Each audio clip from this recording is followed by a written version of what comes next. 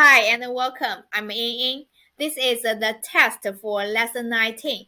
And in previous lesson, we've learned a super useful tip that can double your effort in learning Chinese characters. That is root word.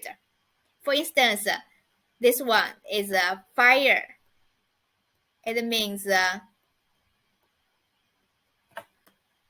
fire, and the pronunciation of it is 火.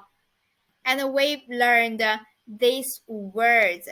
And do you notice all of them has a fire in them? So if you haven't learned this lesson and if you don't know these words, well, you can go to my previous lesson. Or if you already know these words, or if you learned that lesson before, let's go and check how how well you remember these words. So please match the words with its meaning. You can pause here while you are doing it. And if you are done, let's check the answer together. So the first one is 灭. 灭. It means put out. And the second one is 火. 火. It means fire. And the third one, this one is 灾. 灾. It means disaster.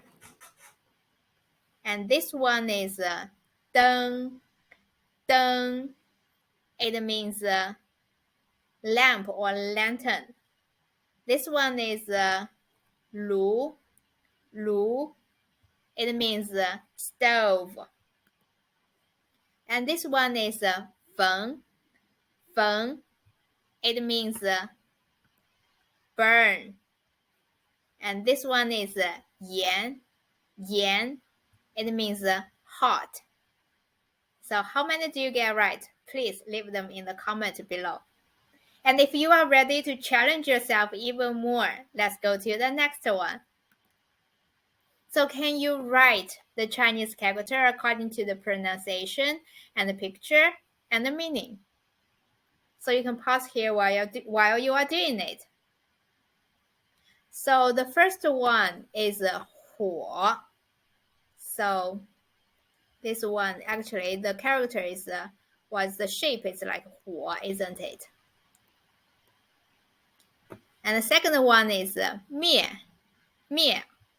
You see, someone use something to put out the fire, to cover the fire. You can put out the fire. So just use a line at the top of the fire. It means put out, and the pronunciation is 灭. 灭. Okay, and this one, you see, this is a house on fire. So this is the roof, and then the bottom is a fire. So this is 灾, do you get it right? The top, the roof, and the fire at the bottom. Okay.